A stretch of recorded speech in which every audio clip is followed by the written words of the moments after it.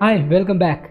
तो संयम कोर्स के अंदर हम क्लास 11th के मैथ के सिलेबस को अनकवर कर रहे हैं और इसमें हम पहुंच चुके हैं चैप्टर नंबर 5 के लेक्चर नंबर 6 यानी कि लेक्चर 5F पे। इस लेक्चर में आज हम डिस्कस करेंगे quadratic equation involving real coefficients and with complex roots, यानी कि वैसे क्वाड्रेटिक इक्वेशन जिनके पास रूट्स कॉम्प्लेक्स हों। आपने देखा होगा जूनियर क्लासेस में आपने पढ़ा होगा कि किसी भी क्वाड्रेटिक इक्वेशन को जब आप सॉल्व करते हो you will get actually 3 categories of the solutions. Discriminants हम तय करते हैं। एक डिस्क्रिमिनेंट ग्रेटर देन 0 होता है, आप कहते हो कि उसके पास 2 डिस्टिंक्ट रियल रूट्स होते हैं। अगर d इज इक्वल टू 0 होता है यानी कि डिस्क्रिमिनेंट इज इक्वल टू 0 हो, so we call it equal roots. लेकिन तीसरा कंडीशन था कि जब d लेस देन 0 हो तो हम सीधे कहते थे कि नो रियल रूट्स, और उसी कंडीशन को यहाँ पे हमें विस्तार में जानना है, not in full detail but at least with some details. तो लेट्स सी इट। ओके, तो शुरुआत करेंगे हम फंडामेंटल थ्योरम ऑफ अलजेब्रा से। फंडामेंटल थ्योरम ऑफ अलजेब्रा का जो स्टेटमेंट है वो है a polynomial equation has at least one root. सबसे पहले तो ये आपको समझना चाहिए, रिकॉल करना चाहिए कि पॉलिनोमियल इक्वेशन होता क्या है। कोई भी पॉलिनोमियल जैसे लिखा जाए x plus 1 is equal to 0, तो ये एक लीनियर इक्वेशन है, यानी कि ऐसा पॉलिनोमियल जिसकी डिग्री 1 है। करेक्ट? कैसे पता चलता है कि डिग्री क्या है? आप पॉलिनोमियल में x के पावर्स को देखते हो, और जो भी पावर मैक्सिमम होता है उसी को हम उसका डिग्री कहते हैं। याद रहे, जो पावर आप लिखते हो x के लिए वो नेचुरल नंबर होने चाहिए। मतलब अगर ऐसा कोई पॉलिनोमियल लिखा जाए ax² plus bx plus c is equal to 0, जिसमें a b c real number हैं, तो ये क्या कहलाता है? Quadratic polynomial. करेक्ट? और क्वाड्रेटिक इक्वेशन कहा जाएगा जब 0 से इक्वेट कर देंगे तो इस स्टेटमेंट का मतलब है कि कोई भी इक्वेशन हो, पॉलिनोमियल इक्वेशन, तो उसके पास कम से कम एक रूट तो अवश्य ही होगा। तो जब पॉलिनोमियल इक्वेशन की बात की जा रही है तो ऑब्वियसली आप उसकी डिग्री कम से कम एक तो रखोगे ही ना। तो जब जैसे ही डिग्री उसकी एक रखी जाएगी, उसके पास नंबर ऑफ रूट्स तो एक होंगे ही। अगर डिग्री 2 रखेंगे तो उस केस में जो सॉल्यूशंस मिलेंगे या रूट मिलेंगे वो 2 मिलेंगे। जैसे एग्जाम्पल के तौर पे मैंने लिखा x² प्लस 5x प्लस से इज इक्वल टू 0, तो इसके लिए x की 2 वैल्यूज आएंगी -2 एंड -3, और ये दोनों रियल रूट्स हैं, है ना? ये 2 अलग अलग रूट्स हैं। ओके, अब जो दूसरा स्टेटमेंट है वो कह रहा है कि पॉलिनोमियल इक्वेशन जिसके पास डिग्री n हो उसके पास n रूट्स होंगे। मतलब ये कि अगर कोई पॉलिनोमियल लिखा जाए जब डिग्री उसकी 3 है तो उस केस में उसके पास 3 रूट्स अवश्य होंगे। लेकिन अब आप बात यहाँ पे समझिए कि जैसे मान लीजिए कि मैंने एग्जाम्पल लिया यहाँ पे x² जैसे 5x प्लस 70, ठीक है? तो ये कैसा इक्वेशन है? क्वाड्रेटिक इक्वेशन है। लेकिन जब इस क्वाड्रेटिक इक्वेशन को आप जब सॉल्व करोगे तो आपको पता है कि क्वाड्रेटिक इक्वेशन को सॉल्व करने का तरीका क्या होता है? There is a formula. अगर मान लेते हैं कि ये एक क्वाड्रेटिक इक्वेशन है ax² plus bx plus c, तो इसको सॉल्व करने का क्या तरीका होगा? x is equal to negative of b plus और minus square root of b² minus 4ac divided by 2a, जिसमें आपको ये बिल्कुल ही पता है कि हम क्वाड्रेटिक इक्वेशन के लिए, किसी भी क्वाड्रेटिक इक्वेशन के लिए d हम कहते हैं डिस्क्रिमिनेंट, और d की वैल्यू क्या होती है? b² minus 4ac। और उस केस में हमारे पास 3 स्थितियां आती हैं। जब d की वैल्यू ग्रेटर देन 0 हो तो हम क्या कहते हैं? Distinct real roots. अगर आप ऐसा नहीं लिखते आए हो तो यहाँ पे आप प्रैक्टिस रखिए कि अब हम रियल और कॉम्प्लेक्स 2 अलग अलग चीज़ों को डिस्कस कर रहे हैं, सेपरेट करके देख रहे हैं। तो यहाँ पे हम डिस्टिंक्ट रियल रूट्स कहेंगे। और जब d की वैल्यू इक्वल टू 0 हो तो आपने देखा होगा आप क्या कहते हो? Equal roots. but equal real roots. This is also real. और तीसरी स्थिति आती है जब d की वैल्यू लेस देन 0 हो जाए, तो उस केस में आपने सीखा होगा, आप कहते हो नो रियल रूट्स, करेक्ट, या फिर नो रूट्स. तो जब नो रूट्स की बात आती है, अगर मान लो कि मैं इस पार्ट को डिस्कस ही कर रहा हूँ कि नो रियल रूट्स, अब आप इसको जब सॉल्व करने जाओगे ना, तो आप जरा देखिए इसको, इसमें b की वैल्यू 5 है और c की वैल्यू 70 है. जब b स्क्वायर माइनस 4ac इसका फाइंड करोगे, so what you get is 5 square minus 4 times 70, और ये वैल्यू आप कैलकुलेट करोगे तो आएगा लेस देन 0. तो आप जब इसके अनुसार इसको फॉलो करा के देखोगे तो what you get is no real roots. That means no roots. अगर आप रियल की बात नहीं करते हो तो आप क्या लिखोगे, नो रूट्स. लेकिन ये जो फंडामेंटल थ्योरम ऑफ अलजेब्रा है वो कहता है कि जिसके पास भी डिग्री n होगी उसके पास n रूट्स होंगे ही, और यहाँ से मिल रहा है नो रियल रूट्स. इसका कहने का मतलब क्या है, मीन्स नो रूट्स अगर रियल को हटा दो तो कहने का मतलब ये है कि भले ही इसके पास जो रूट्स आप निकालना चाहते हो वो रियल वाले नहीं हैं, लेकिन जो दोनों रूट्स आएंगे वो कैसे आएंगे, इमेजिनरी रूट्स आएंगे. तो अगर मान लीजिए कि कोई एक पॉलिनोमियल मैंने लिया जिसकी डिग्री 5 है और उसके पास एक ही रियल रूट है, इसका मतलब क्या हुआ, उसके पास बाकी चारों जो रूट्स आ रहे हैं वो इमेजिनरी होंगे, यानी कि कॉम्प्लेक्स होंगे. और इसी बात को हमें यहाँ पे देखना है, लेकिन क्वाड्रेटिक इक्वेशन के रेंज में, क्वाड्रेटिक इक्वेशन के दायरे में रह के. तो यहाँ इस क्वेश्चन को मैं सॉल्व करके दिखाता हूँ. X square plus 5x plus 7, हमने ये पाया था कि x square plus 5x plus 7 is equal to 0 है. तो उस केस में d की जो वैल्यू आई थी हमारे पास b square minus 4ac, that is 25 minus कितना था 4ac, तो इट वाज 70, सॉरी, तो 25 एंड माइनस 4 इंटू 70, तो ये मिल जाता आपको 25 माइनस 280, ये मिल जाता है नेगेटिव 255. और यहाँ से आप जब फॉर्मूला लगाओगे, quadratic formula, by the way यहाँ पे हम यूज़ कर रहे हैं क्या, क्वाड्रेटिक फार्मूला, तो यहाँ आप लिखिएगा negative b plus minus square root of d आप लिख सकते हो एंड डिवाइड बाई 2 है. यहाँ ऊपर भी मैंने इसको लिखा था. This will be what, negative 5 and negative of 255 divided by 2 times 1. आप ये जानते हो कि नेगेटिव ऑफ 255 जो रूट है उसको हम लिख सकते हैं क्या, 255 root and then iota and divide by 2. इससे आप ये देख पा रहे हो कि हमारे पास जो ये दोनों रूट्स हैं वो यहीं पे हैं. आप ये भी ऑब्जर्व कीजिए कि हमने जो यहाँ पे रूट्स निकाले हैं, जैसे नेगेटिव 5/2 एंड 255/2 आयोटा, और दूसरा रूट है नेगेटिव 5/2 माइनस रूट 255/2 आयोटा, ये दोनों एक दूसरे के कॉन्जुगेट हैं. तो अगर ये वाला मैंने माना है अल्फ़ा और ये वाला रूट माना है बीटा, तो हम सीधे देख पा रहे हैं कि alpha bar is equal to beta या फिर बीटा इज इक्वल. तो अब आप समझे कि अगर हमारे पास क्वाड्रेटिक इक्वेशन का डिस्क्रिमिनेंट लेस देन 0 होता हो तो उसके लिए जो रूट्स आएंगे वो इमेजिनरी यानी कि कॉम्प्लेक्स रूट्स आएंगे.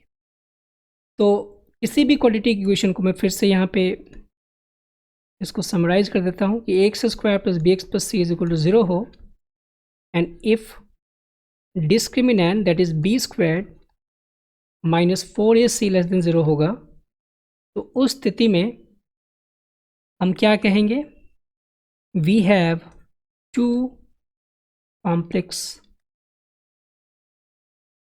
Roots and they are conjugate of each other, correct. इसको बहुत ज़्यादा मैंने एम्फेसाइज करके लिखा है, बट कहने का मतलब ये है कि जो भी इमेजिनरी रूट्स होंगे वो कॉन्जुगेट पेयर में एग्जिस्ट होते हैं. किसी भी क्वाड्रेटिक इक्वेशन का अगर डिस्क्रिमिनेंट लेस देन 0 है तो दो रूट्स हमें पता है। क्या? पहला जो भी रूट होगा उसका कॉन्जुगेट होगा दूसरा रूट। तो इसको अब एग्जाम्पल देख लेते हैं, यहाँ पे कुछ मैंने लिए हैं। तो सीधे आप इसमें क्या करोगे, फॉर्मूला लगाओगे। जैसे एक्स की वैल्यू निकालनी होगी तो हम क्या लिखेंगे सीधे, -1 प्लस और minus square root of b square minus 4ac, that is 1 square minus 4 times a times c। I think मैंने यहाँ पे गलती कर दी है, यहाँ पे माइनस का साइन होना चाहिए। हो जाएगा 4 times -1 and -2 and divided by 2 times -1। यहाँ पे एक्चुअली जब इसको मैं टाइप कर रहा था तब गलती हो गई, -2 होगा। इस स्थिति में यहाँ लिखेंगे -1 प्लस और माइनस, एंड यहाँ पे हो जाएगा 1 माइनस दैट इज 8 और दिस इज -2। आप इसको फर्दर सिंप्लीफाई कीजिएगा, what you get is √7 iota by -2, और यही इसके रूट्स हो जाएंगे। दूसरा सेकेंड वाले को भी देख लेते हैं। आप खुद से प्रैक्टिस कीजिए पॉज करके वीडियो को और मैच कीजिए कैसे होगा। इट इज़ नॉट डिफ़िकल्ट, आपने किया है ये सब कुछ पहले से। तो यहाँ x की वैल्यू आपको निकालना है। आप चाहो तो इस √2 से पहले मल्टीप्लाई करके कर सकते हो, अदरवाइज इसको ही केवल b मान के कर सकते हो, वैसे ही मैं कर देता हूँ। तो यहाँ से हो जाएगा -1/√2 यानी कि -b एंड प्लस और minus b square minus 4ac यानी कि 1/2 minus 4 into 1 into 1, correct, and divided by 2 into 1। ये हो जाएगा -1/√2 एज इट इज़। और हमने क्या किया, यहाँ से हाफ में से 4 घटाया, ये मिल जाएगा नेगेटिव ऑफ नॉट 3/2 7/2। कहने का मतलब 3.5 होता तो ओके। और उसके बाद ये हो जाएगा -1/√2 प्लस और माइनस 7/2 का root iota and divide by 2। Further ले जाएंगे, ये हो जाएगा -1 प्लस और माइनस √7 डिवाइड बाई 2√2, सिंप्लीफाई करने। तीसरे इक्वेशन को देख लेते हैं जल्दी से। तीसरा इक्वेशन है x² plus x plus 1 is equal to 0। Again यहाँ ए बी सी पहचानने में कोई दिक्कत नहीं आ रही होगी। This is a, this is b, this is c, 1 1 1। तो x की वैल्यू निकालनी है हमें, क्या लिखेंगे, x is equal to -1 plus or minus square root of 1 square minus 4 divided by 2 into 1, and what we get is -1 plus or minus √3 iota divided by 2। यहाँ दो roots इसके। आप देख पा रहे हो कि किसी भी क्वाड्रेटिक इक्वेशन के पास जिसके पास डिस्क्रिमिनेंट लेस देन 0 है, यहाँ जो रूट्स हो रहे हैं वो कॉम्प्लेक्स रूट्स हो रहे हैं और वो कॉन्जुगेट हैं एक दूसरे के। कभी भी अकेला कोई कॉम्प्लेक्स रूट नहीं एग्जिस्ट कर सकता। ऑलराइट, तो इस क्वेश्चन को देखते हैं। इस क्वेश्चन में पूछा गया है the equation ax² plus bx plus 1 is equal to 0 has a root 2 plus iota, determine the other root and the value of ab। तो ये एक इक्वेशन है जिसमें 2 प्लस आयोटा इसका एक रूट है। तो चूंकि कॉम्प्लेक्स रूट्स हमेशा कॉन्जुगेट पेयर में एग्जिस्ट होते हैं, तो पहले पार्ट का आंसर तो आपको पता है कि अगर हम ये मानते हैं कि अल्फ़ा 2 प्लस आई है तो दूसरा रूट 2 माइनस आई होगा। तो अब इसके कहने का मतलब ये कि अगर अल्फ़ा और बीटा दो रूट्स हो गए इसके, तो आपको ए और बी की वैल्यू बतानी है। कैसे बताएंगे? हमें ये पता है ना कि अगर कोई क्वाड्रेटिक इक्वेशन, मैं जनरल क्वाड्रेटिक इक्वेशन की बात कर रहा हूँ, ax² प्लस bx प्लस सी हो जाए और इसके रूट्स हों मान लीजिए अल्फ़ा एंड बीटा, तो उस केस में अल्फ़ा प्लस बीटा की वैल्यू हो जाती है -b/a और अल्फ़ा टाइम्स बीटा की वैल्यू हो जाती है c/a, और यही यहाँ पे काम किया जाएगा। तो आप देखिए अल्फ़ा प्लस बीटा यानी कि इन दोनों को आप क्या कीजिएगा, प्लस कीजिएगा तो alpha plus beta should be 2 minus i plus 2 plus i and that must be equal to b by a, that is sorry negative b by, that is negative b by a. और यहाँ से मिल जाएगा negative b by a is equal to 4, क्योंकि आई और I cancel हो जाएगा, इसलिए 4a इज इक्वल टू मिल गया नेगेटिव बी। ये हमें पहले से पता चल गया, ये फर्स्ट इक्वेशन मान लेते हैं। अब एक और इक्वेशन हम ढूंढ सकते हैं, क्या प्रोडक्ट ऑफ रूट्स वाले से। तो प्रोडक्ट ऑफ रूट्स कैसे करेंगे देखिए,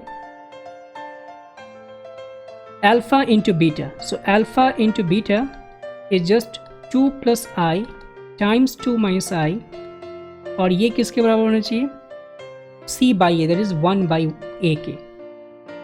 ये तो हो जाएगा 5, क्योंकि 2 square minus iota square is 5। तो यहाँ से हम a की वैल्यू ढूंढ पा रहे हैं कि वो है 1 बाई 5, करेक्ट। a की वैल्यू है 1 बाई 5, तो यहाँ से हम b की वैल्यू निकाल सकते हैं, वो कितनी होनी चाहिए, नेगेटिव 4 बाई 5। और इस तरीके से हमने ये चीज़ें फाइंड कर ली। यहाँ ये समझाने का प्रयास मैंने किया कि अगर कोई क्वाड्रेटिक इक्वेशन है x square plus b x plus c, it doesn't matter कि उसके पास रूट कैसे नेचर के हैं, वो ये रियल हैं या इमेजिनरी हैं, ये दोनों प्रॉपर्टी होल्ड करेगा ही। Sum of roots negative b by a and product of roots c by a. Alright, अब बढ़ते हैं आगे, एक और क्वेश्चन देखते हैं क्वाड्रेटिक इक्वेशन से ही। यहाँ क्वेश्चन पूछा गया, if alpha beta be real and z be a complex number. यहाँ पे अल्फा बीटा अब कॉम्प्लेक्स नंबर नहीं है, अल्फा और बीटा रियल है, ये ध्यान देना है कि अल्फा और बीटा रियल पार्ट, मतलब sorry not real part, real हैं, रियल नंबर हैं। और इस quadratic equation z square plus alpha z plus beta is equal to 0 के पास दो डिस्टिंक्ट रूट्स हैं on the line real part of Z1। यहाँ पे देखो, ध्यान दो, डिस्टिंक्ट रूट पूछे गए हैं, कहे गए हैं, ना कि डिस्टिंक्ट रियल रूट्स कहे गए हैं। इसका मतलब कि अगर ये Z कोई कॉम्प्लेक्स नंबर है तो अल्फा और बीटा चूँकि जो कोफिशिएंट्स और कांस्टेंट हैं वो सारे रियल हैं, तो इसके पास कैसे रूट होंगे, कॉन्जुगेट कॉम्प्लेक्स रूट्स होंगे ना, इसके पास कॉन्जुगेट कॉम्प्लेक्स रूट्स होंगे। अच्छा, ये कहा गया कि जो दोनों रूट्स हैं उन रूट्स के जो रियल पार्ट है वो 1 है। Distinct roots on the line real part of Z1 का मतलब क्या है कि उस कॉम्प्लेक्स नंबर का जो रियल पार्ट होगा वो हमेशा 1 होगा। हमें नहीं पता कि उसका इमेजिनरी पार्ट क्या है, इसका मतलब कि अगर real number line Argand diagram इसका देखोगे तो रियल पार्ट हमेशा इसका 1 है, मतलब इसी लाइन पर हमेशा वो कॉम्प्लेक्स नंबर दोनों लाई कर रहे हैं, correct. Real part of Z is 1, that is x is equal to, तो उसका x कोऑर्डिनेट हमेशा 1 है। तो हम क्या करेंगे, इसके दोनों रूट्स को हम अज्यूम कर लेते हैं कि Z1, एक को मैंने मान लिया a प्लस बी आई, और b हमारा इमेजिनरी पार्ट है, और दूसरे को मान लिया 1 माइनस बी आई। क्यों ऐसा, बिकॉज कॉन्जुगेट रूट्स हैं इसके, तो एक अगर 1 प्लस बी आई होगा, दूसरा होना ही है 1 माइनस बी आई, करेक्ट। अब देखिए हो गया क्या, फिर से हम वैसा ही अप्लाई करेंगे ना, sum of roots and product of roots. तो सम ऑफ रूट्स यानी कि Z1 प्लस Z2 करेंगे तो क्या मिलेगा, 2 मिलेगा ना। लेकिन आप इस इक्वेशन के आधार पे Z1 प्लस Z2 फाइंड करते हो, सम ऑफ रूट्स का मतलब है नेगेटिव अल्फा। तो हमने ये पता लगाया कि अल्फा की वैल्यू -2 है। लेकिन आप ये भी ध्यान दीजिए कि जो भी कंडीशंस हैं वो बीटा के लिए, जो भी ऑप्शंस आपके पास हैं वो बीटा के लिए हैं। तो अब हमें चाहिए बीटा पे कंडीशन, दैट मीन्स हम कर लेंगे प्रोडक्ट ऑफ रूट्स, यानी कि Z1 times Z2 is equal to what, beta, ये लिखिएगा। और Z1 टाइम्स Z2 का मतलब है इन दोनों का square, that is 1 plus b square is equal to क्या मिला, बीटा, करेक्ट। अब आप यहाँ देखिए, जो आपके पास ऑप्शन है उसके आधार पर इसको देखने का प्रयास कीजिए। बीटा की वैल्यू हमने देखी, क्या है वो, 1+b²। अब b चाहे कोई भी रियल नंबर हो, b is any real number, b² कैसा होगा, हमेशा पॉजिटिव। तो मेरे कहने का मतलब ये है कि अगर मैं यहाँ इस चीज़ को ऐसे कहना चाहूँ कि b² is always greater than 0 for any b, correct और नॉट, और उसमें आप 1 ऐड कर रहे हो, तो व्हाट यू गेट इज कि वो ग्रेटर देन 1 होगा। एंड 1+b² ये बीटा है, यानी कि बीटा की वैल्यू क्या मिल गई, ऑलवेज ग्रेटर देन 1। यहाँ एक चीज़ और इम्पॉर्टेंट है कि यहाँ मैंने इक्वल का साइन लिया है क्योंकि b² पॉजिटिव है। लेकिन आप ये ध्यान दीजिए कि अगर z1 और z2 इसके कॉम्प्लेक्स रूट्स हैं तो b की वैल्यू 0 होनी नहीं चाहिए। अगर b की वैल्यू 0 हो जाएगी फिर वो कॉम्प्लेक्स रूट्स इसके हो ही नहीं पाएंगे। तो इसलिए यहाँ पे जो इनइक्वालिटी का साइन है वो स्ट्रिक्ट होना चाहिए। तो यहाँ भी हमें फॉलो करना चाहिए कि b² greater than 0, that means 1+b² greater than 0, and so beta is greater than 1। And beta is greater than 1 का मतलब 1 से लेके इन्फिनिटी तक, and that is our correct answer. तो यहाँ इंपॉर्टेंट ये भी था कि हम ये भी तय करें कि b की वैल्यू 0 होगी कि नहीं, अदरवाइज आप इस तरीके से, मतलब यहाँ पे तो स्ट्रिक्ट इनइक्वालिटी है, यहाँ पे स्ट्रिक्ट नहीं है, तो इस तरीके से देखते तो बीटा की वैल्यू कोई 1 से इन्फिनिटी भी समझ सकता था। लेकिन अगर बीटा की वैल्यू 1 हो जाएगी हमारा काम गड़बड़ हो जाएगा, उस केस में b की वैल्यू 0 हो जाएगी और जो दो कॉम्प्लेक्स रूट्स एग्जिस्ट होने थे वो नहीं हो पाएंगे।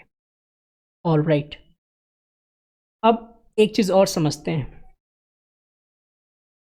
ये तो जब क्वाड्रेटिक इक्वेशन था तब हमने देखा कि इसके पास दोनों रूट्स रियल हैं, सॉरी इमेजिनरी हैं, मतलब कॉम्प्लेक्स हैं और दोनों कॉन्जुगेट में। आप जरा सोच के देखिए, अगर डिग्री 2 है तो दो रूट्स या तो दोनों रियल होंगे या फिर दोनों कॉम्प्लेक्स होंगे।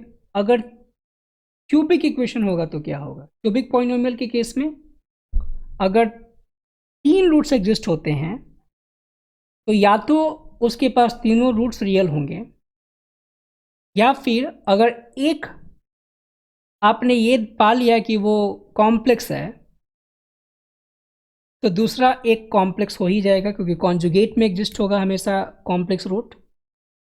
तो अगर हमने ये पाया कि क्यूबिक के पास कोई एक कॉम्प्लेक्स रूट है तो इसका मतलब है कि केवल उसके पास एक ही रियल रूट हो, क्योंकि तो तीसरा रूट होगा फिर वो उसी कॉम्प्लेक्स का कॉन्जुगेट हो जाएगा। और इसी बात को समझने के लिए हम समझते हैं cube root of unity. Cube root of unity एक ऐसा टॉपिक है जिसको बड़ा ही सेपरेट और बहुत ही उसको ग्लैमराइज करके पढ़ाया जाता है। लेकिन अगर आप 11th क्लास में स्टडी कर रहे हो, you are not preparing for, I mean आप 11th क्लास की ही स्टडी कर रहे हो, आप जेई वगैरह की तैयारी नहीं कर रहे हो, तब भी आप इसको समझ जाओगे ईजिली। केवल आपको कनेक्शन ढूंढना है। क्यूब रूट ऑफ यूनिटी का मतलब क्या है, पहले इस पूरे फ्रेज का मतलब समझते हैं। Cube root of unity, unity का मतलब है 1, तो आप करना क्या चाहते हो, 1 का क्यूब रूट ढूंढना चाहते हो। जैसे 8 का क्यूब रूट ढूंढते हो तो क्या मिलता है 2, तो आप 1 का क्यूब रूट ढूंढना चाहते हो तो आप क्या कीजिए, x is equal to 1 to the power 1/3, हमें ये है cube root of unity, cube root of unity. Alright, तो क्यूब रूट ऑफ यूनिटी को ढूंढने के लिए हम क्या करेंगे कि इसको दोनों तरफ क्यूब कर देंगे, तो x³ इज इक्वल टू 1 आएगा। इससे होगा क्या कि एक क्यूबिक इक्वेशन बन गया। अगर मैं इसको ऐसे लिख दूं x³ - 1 इज इक्वल टू 0, तो आप सीधे सीधे देख रहे हो कि क्यूबिक पॉलिनोमियल है। और आपने अभी पढ़ा है कि किसी भी पॉलिनोमियल जिसकी डिग्री n हो उसके पास n नंबर ऑफ रूट्स होंगे। इसके पास कितने रूट्स होने चाहिए, 3। एक ऑब्वियस रूट कौन सा है, 1, क्योंकि हम x की जगह 1 डालेंगे तो ये सेटिस्फाई कर जाएगा। और उसके अलावा कोई भी आप ऐसा रूट नहीं देख पा रहे हो रियल नंबर में जो इसको सेटिस्फाई करे। इसका मतलब हमें कहाँ जाना पड़ेगा, अपने दायरे को बढ़ा के कॉम्प्लेक्स के पास। और जैसे ही कॉम्प्लेक्स के पास जाएंगे वहाँ पे 2 रूट्स पेयर में मिल जाएंगे, तो 3 रूट्स इसके पूरे हो जाएंगे। तो यहाँ पे इसको सॉल्व करने का क्या तरीका होगा? किसी भी इक्वेशन को सॉल्व करने का सबसे बेस्ट तरीका क्या है? फैक्टर कीजिए। तो यहाँ पे हम फैक्टर कर रहे हैं एक्स क्यूब माइनस 1 क्यूब यानी कि a cube minus b cube के फार्मूले से। ये हो जाएगा a minus b a square plus b plus a square plus a b plus b square. तो हो गया x minus 1 x square plus x plus 1 equal to 0। जहाँ से ये एक फैक्टर है एक्स माइनस 1 इक्वल टू 0 और ये दे देगा एक्स इज इक्वल टू 1। और ये एक दूसरा फैक्टर है जिसको फर्दर आप फैक्टर नहीं कर सकते, मतलब आगे इसको फिर से फैक्टर नहीं किया जा सकता, तो ये एक इक्वेशन मिलेगा। और ये क्वाड्रेटिक है जिसको आप सॉल्व करोगे तो आपको क्या मिलेगा? 1 माइनस 4 डिवाइड बाई 2 और यहाँ से मिल जाएगा -1 प्लस और माइनस √3 आयोटा बाई 2। तो यहाँ पे दोनों रूट आपको मिल चुके हैं, दे आर कॉम्प्लेक्स रूट्स और ये है रियल रूट। तो ये मिल गया रियल और ये दोनों कॉम्प्लेक्स कॉन्जुगेट हैं, करेक्ट।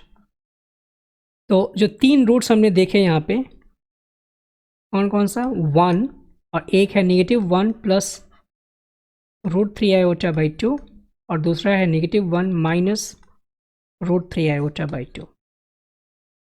इसको हम ऐसे भी कहते हैं, इसको मान लिया जाता है omega and this is your omega conjugate. अब यहाँ प्रॉपर्टी को अगर हमें कंस्ट्रक्ट करना पड़े तो ऑब्जर्व करेंगे और प्रॉपर्टी कंस्ट्रक्ट कर देंगे। प्रॉपर्टी आप देख लोगे, ऑब्जर्व कर लो। कैसे? आप यहाँ ऑब्जर्व कीजिए कि इसको सेटिस्फाई करेंगे कि नहीं 1 प्लस एक्स स्क्वायर को। ऑफ कोर्स, मतलब अलग अलग बारी बारी सेटिस्फाई करेंगे। तो मैं क्या करता हूँ कि पहले ओमेगा सेटिस्फाई करा के देता हूँ, तो ओमेगा इसको सेटिस्फाई करना चाहिए ना, इसलिए क्या हो जाएगा 1 plus omega plus omega square is equal to 0, correct. और आप ये भी कह रहे हो कि जब ओमेगा सेटिस्फाई करेगा ओमेगा बार भी सेटिस्फाई करना चाहिए, तो आप इसको ऐसे भी लिख सकते हो 1 plus omega bar plus omega bar square is equal to 0। और अगर ये ओरिजिनली सेटिस्फाई कर रहा था 1 plus x square plus x square 1 plus x square is equal to 0 को, इसको भी सेटिस्फाई करेगा एक्स क्यूब माइनस 1 को। इसका मतलब जैसे ही ओमेगा पुट करेंगे यहाँ से मिल जाएगा omega cube is equal to 1। तो ये 2 प्रॉपर्टी आपको यहाँ से याद रखना चाहिए क्यूब रूट ऑफ इन्फिनिटी के बारे में। पहला, omega cube is equal to 1, this is डब्ल्यू दिख रहा है लेकिन ये, दूसरा है 1 plus omega square is equal to 0। और यहाँ हम ये भी देख पा रहे हैं कि 1 प्लस, यहाँ देखिए, अगर मैं इन तीनों पार्ट्स को लेके सम कर दूं तो आप देखो क्यूबिक इक्वेशन के लिए, जैसे मान लो कि मैंने यहाँ पे ऐसे देखा ax cubed plus bx squared plus cx plus d is equal to 0, और इसके अगर 3 रूट्स हैं, मान लीजिए अल्फा बीटा गामा, तो सम ऑफ रूट्स क्या लिखे जाते हैं? नेगेटिव b बाई ए, यहाँ भी लिखा जाएगा ना। तो यहाँ पे तो एक्स स्क्वायर कोफिशिएंट है ही नहीं, मतलब जो इक्वेशन आप देख रहे हो x cube minus 1 is equal to 0, x square coefficient क्या है?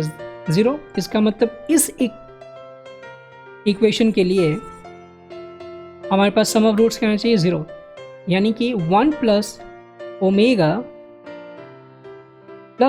स्क्वायर क्या आना चाहिए? 0।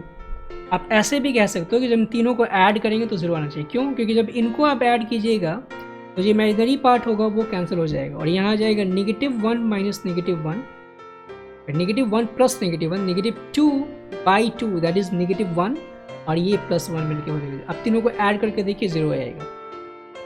और अभी आपने, सॉरी मैंने यहाँ पे गलती कर दिया, यहाँ पे ओमेगा स्क्वायर नहीं होगा, ओमेगा बार होगा। मैं साबित करना क्या चाहता हूँ ये देखिए। और यहाँ आपने अभी देखा है ये कहाँ से है? 1 plus omega square.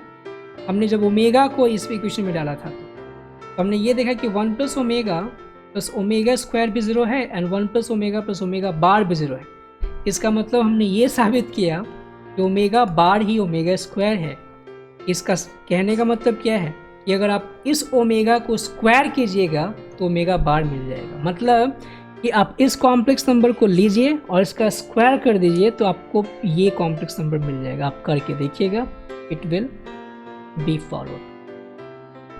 Alright, so that's it for this lecture. हमने कॉम्प्लेक्स नंबर लगभग पूरा कंप्लीट कर लिया है। अब एक ही टॉपिक बचता है, that is square root of complex number. तो वो हम लोग अगले लेक्चर में देखेंगे, that is lecture number 5G में। और इस तरीके से हमारा कॉम्प्लेक्स नंबर का सफ़र कंप्लीट हो जाएगा। So see you in the next video with square root of a complex number. Until then, you have to keep doing mathematics with Sanjam. Thanks.